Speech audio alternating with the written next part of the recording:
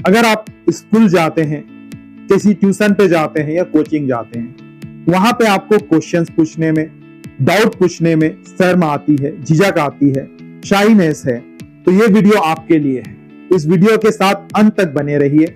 आप अपने शाइनेस से बाहर आ सकते हैं।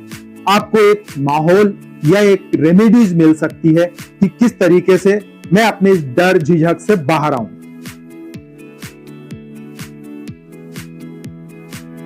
ये देखा गया है कि बहुत सारे बच्चे अपनी क्लास में क्वेश्चन पूछने में झिझकते हैं, उन्हें शर्म महसूस होती है, डर लगता है। ऐसा क्यों होता है? क्या रीजन है इसका? बच्चों, आप लोगों ने अपना कोई ना कोई एम बनाया होगा, आपके फ्यूचर की कुछ ना कुछ प्लानिंग होगी। अगर आप डर और झिझक के साथ क्वेश्चन पूछने से डरेंगे, अपने डाउट्स क्लियर नहीं करेंगे, तो शायद आप अपने एम तक ना पहुंच पाए। आपको कुछ ना कुछ तो छोड़ना ही पड़ेगा। या तो आप डर झिझक छोड़िए या अपना एम, अपना फ्यूचर छोड़िए। मैं ये बोलता हूं, लहरों से डरकर नौका पार नहीं होती, कोशिश करने वालों की हार नहीं होती। कोशिश करते रहिए दोस्तों, आप अपने इस डर, इस फियर, इस शाइनेस से बाहर आ सकते हैं। क्यों होती है ये शाइनेस? क्या रीजन है? हम किस तरीके से बाहर आ सकते हैं? हमारी फैकल्टी, हमारे टीचर्स, हमारे गुरु, हमारे अध्यापक किस तरीके से इसमें हमारी सहायता कर सकते हैं? पहला रीजन तो यही है कि ये डर, ये झिझक, ये शाइनेस क्यों है? इस झिझक का सबसे बड़ा रीजन है फियर ऑफ जजमेंट। लोग क्या कहेंगे? बहुत सारे बच्चे अपने क्वेश्चंस, अपने डाउट इसलिए नहीं क्लियर कर पाते, उन्हें लगता है कि मैं अगर क्वेश्चन पूछूंगा तो मेरे साथ बैठे हुए छात्र, स्टूडेंट क्या बोलेंगे, मेरा टीचर क्या सोचेगा कि ये इस तरह क्वेश्चन पूछ रहा है। तो जो ये फियर है, ये डर है, ये बहुत सारे बच्चों को क्वेश्चन पूछने से वंचित कर देता है या उनको आगे नहीं बढ़ने देता। हमें इस डर पे काबू पाना है दोस्तों। डर के आगे ही जीत है। सेकेंड पॉइंट दोस्तों, स्टूडेंट का सेल्फ स्टीम या सेल्फ कॉन्फिडेंस की कमी। कई बार बच्चे जो क्वेश्चन पूछना चाहते हैं, उनको ही अपने आप पे कॉन्फिडेंस नहीं होता। जो कॉन्फिडेंट नहीं होते कि जो क्वेश्चन मैं पूछ रहा हूं वो रिलेवेंट है भी कि नहीं है। ये इसलिए होता है क्योंकि उनके पास थोड़ी सी प्रैक्टिस की कमी होती है। उनके अंदर वो कॉन्फिडेंस नहीं आ पाता है कि ये क्वेश्चन जो मैं पूछने वाला हूं वो इस पढ़ाई से रिलेटेड है या नहीं है। तो इस कारण भी बच्चों में कॉन्फिडेंस की कमी होती है, उनकी इच्छा या जो जज्बा है वो उभर के नहीं आ पाता। तीसरा रीजन है दोस्तों लैक ऑफ प्रैक्टिस। बहुत सारे बच्चे अपने क्लास में भी उतने फेमिलियर नहीं होते, वो बच्चों से कम बात करते हैं। इसका रीजन ये भी हो सकता है कि बच्चों की जो प्रैक्टिस है, आज क्या टॉपिक पढ़ाया गया वो घर जाके प्रैक्टिस नहीं करते। प्रैक्टिस ना करने के कारण जब वो क्वेश्चन पूछते हैं तो उनके मन पे ही डाउट होता है कि क्या ये मेरा क्वेश्चन इस टॉपिक या इस चैप्टर से रिलेटेड है या नहीं है। ये भी एक बहुत बड़ा रीजन है उनके डर का या उनके शर्म का। इसके अलावा एक और रीजन है कल्चरल डिफरेंस। बहुत सारे बच्चे ऐसी जगह पढ़ने आते हैं जो किसी दूसरे कल्चरल एक्टिविटी या कल्चर से बिलोंग करते हैं। जब वो ऐसी जगह आते हैं जो उनके कल्चर से मैच नहीं करता, तो भी उनमें एक झिझक होती है क्वेश्चन पूछने से कि यहाँ के लोग क्या कहेंगे। वो मैंने आपको पहले टॉपिक में भी बताया था कि लोग क्या कहेंगे, इससे दूर आना है। तो हमें जो कल्चरल डिफरेंसेज होती हैं उससे भी पार पाना है, उससे भी दूर आना है।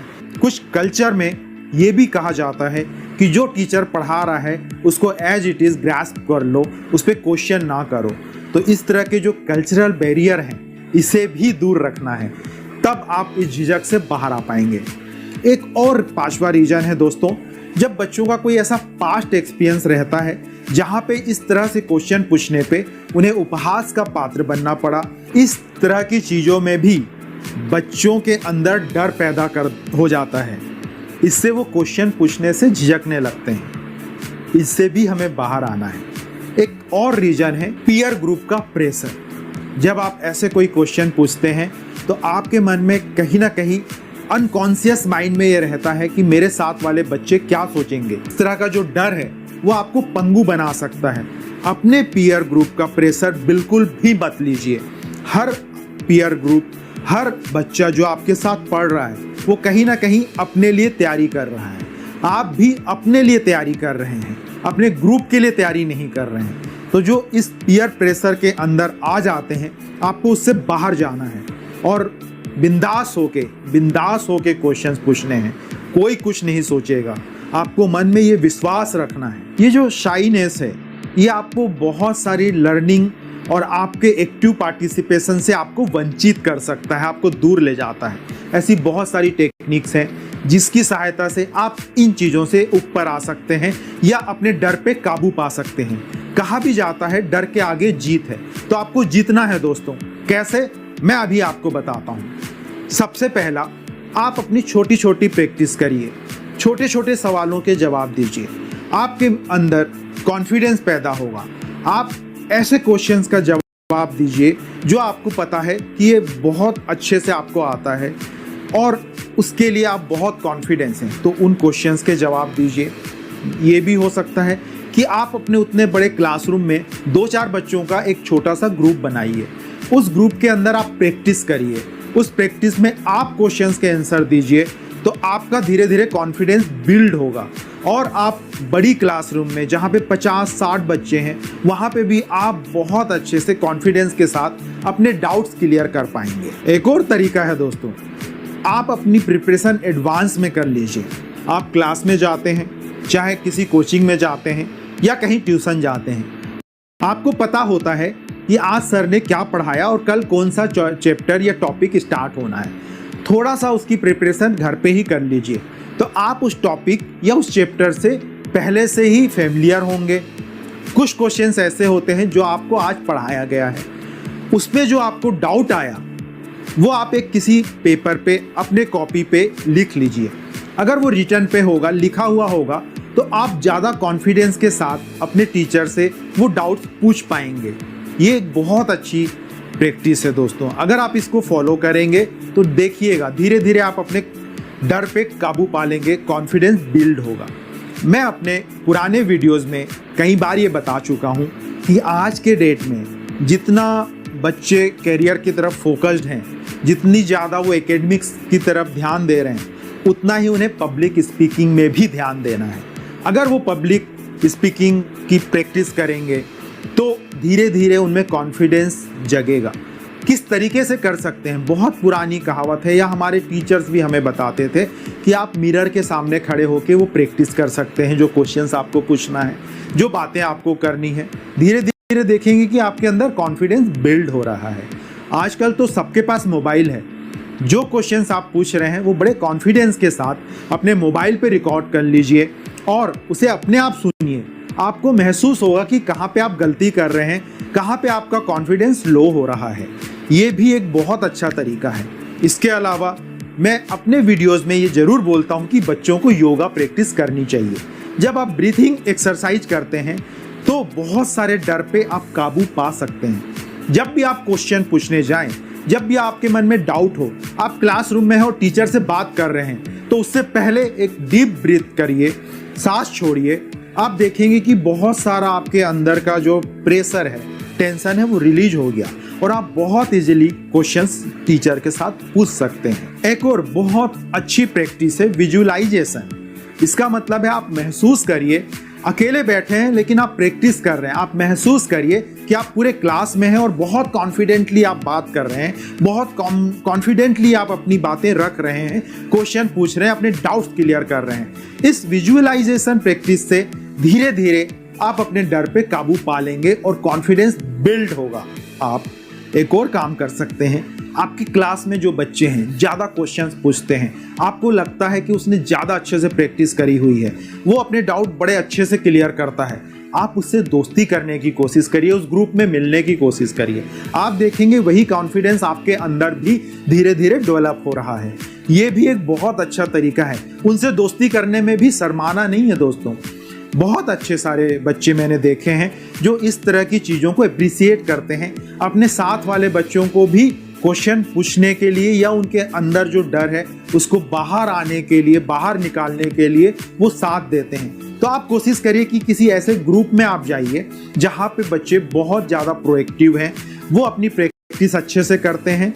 आप अगर उस ग्रुप में चले गए, उस ग्रुप में इन्वॉल्व हो गए, तो वही गुण आपके अंदर भी आ जाएगा।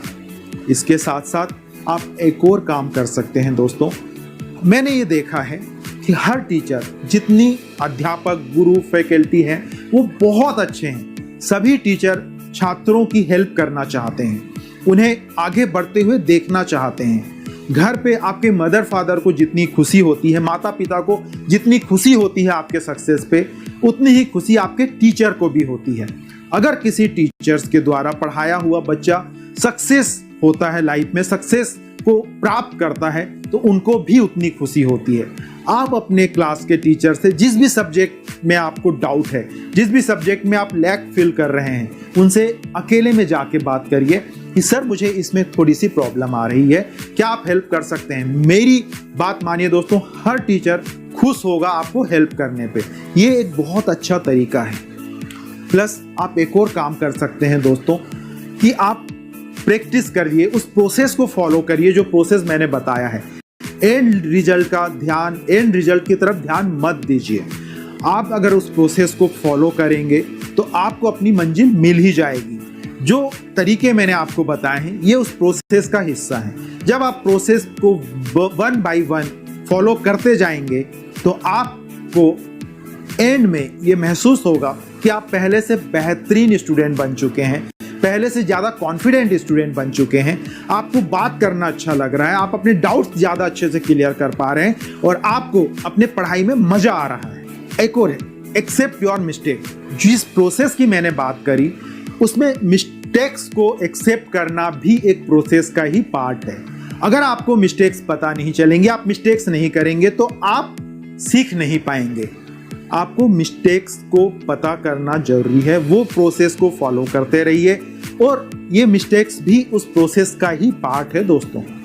प्लस आप जो छोटी छोटी सफलताएं आपको मिलती हैं इस प्रोसेस पे, सपोज आप पहले दिन कॉन्फिडेंटली बात नहीं कर पाते थे, डाउट्स नहीं पूछ पाते थे, लेकिन अगर आपने वो पूछना स्टार्ट कर दिया, आपके मन में थोड़ा सा पहले से इंप्रूवमेंट हुआ, तो अपने उस अचीवमेंट को सेलिब्रेट करिए।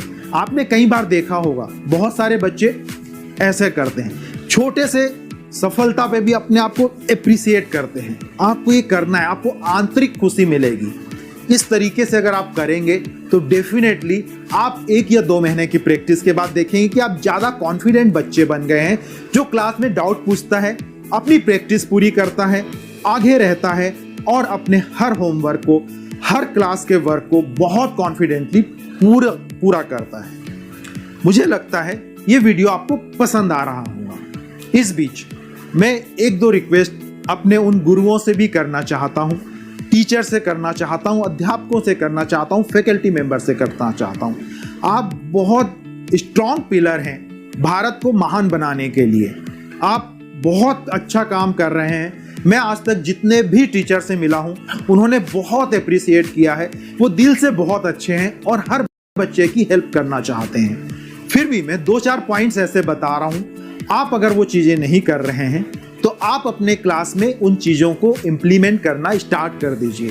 देखिएगा, आपके क्लास के हर बच्चे बहुत कॉन्फिडेंट निकलेंगे और आपको फ्यूचर में प्राउड फील कराएंगे। सबसे पहला, आपको लगता है कि आपकी क्लास में कुछ ऐसे बच्चे हैं जो स्पीक अप नहीं कर पाते, बोल नहीं पाते, झिझकते हैं, तो ओल्ड इज गोल्ड वाली जो बातें हैं वो आप अपनी क्लास में इंप्लीमेंट कर सकते हैं। उन बच्चों को बोल सकते हैं कि आप फ्रंट पे आके बैठिए।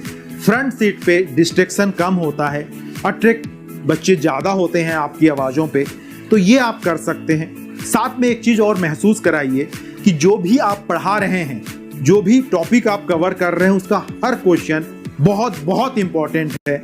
कुछ बच्चे बहुत अच्छे से बोलते हैं, कुछ बच्चे नहीं बोल पाते, तो आप जो बच्चे बहुत अच्छे से क्वेश्चंस का जवाब दे रहे हैं, उनको ये फील कराना है कि ये क्वेश्चंस बहुत इंपॉर्टेंट है और आपके क्लास के हर बच्चे को इन क्वेश्चंस को समझने का हक है। तो उनको ये फील होगा कि आप जब पढ़ा रहे हैं तो वो भी उन बच्चों को हेल्प करेंगे उन क्वेश्चंस को समझने में। जब इस तरह की बातें होंगी और जब क्वेश्चंस बच्चे पूछने लगेंगे तो आप उनके क्वेश्चंस को अप्रिशिएट करिए। आपको लगता है कि ये क्वेश्चंस रिलेवेंट नहीं है, फिर भी आप अप्रिशिएट करिए। कुछ बच्चे ऐसे होंगे जो क्वेश्चंस का जवाब देते हैं, आपके पूछे हुए सवालों का जवाब देते हैं या अपने डाउट्स क्लियर करते हैं। कोई भी बच्चा है तो उसे अप्रिसिएट करिए। उसका क्वेश्चन आपको लगा कि नहीं ये रिलेवेंट नहीं है, तब भी आप बोलिए ठीक है आपने एक अच्छा क्वेश्चन पूछा, लेकिन ये क्वेश्चन इस तरीके से पूछा जाता तो आपको ज़्यादा रिलेवेंट जवाब मिलता। मुझे लगता है मेरी बातें आपको बुरी नहीं लगी होंगी। अगर ये छोटी छोटी बातें आप अपनी क्लास में इम्प्लीमेंट करेंगे तो आपके क्लास का हर बच्चा आपको पसंद करेगा, हर बच्चा अप्रिसिएट करेगा, हर बच्चा कॉन्फिडेंट होगा और उससे आपके क्लास के हर बच्चे की परफॉर्मेंस इन्हांस होगी। मुझे लगता है सभी बच्चों को, सभी लोगों को जो ये वीडियो देख रहे हैं उन्हें ये पसंद आया होगा। मेरी रिक्वेस्ट है आप इस वीडियो को ज़्यादा से ज़्यादा लोगों तक शेयर करिए जिससे कि वो भी इससे बेनिफिट्स उठा सकें। जाते जाते दोस्तों, जो ये कॉन्फिडेंट बंदा बनने का, कॉन्फिडेंट बच्चे बनने का प्रोसेस है वो एक कंटिन्यूअस प्रोसेस है। आप उसको फॉलो करते रहिए और आप देखेंगे कुछ टाइम बाद एक बेहतरीन कॉन्फिडेंट इंसान के रूप में आपका दोबारा जन्म हुआ है। Thank you.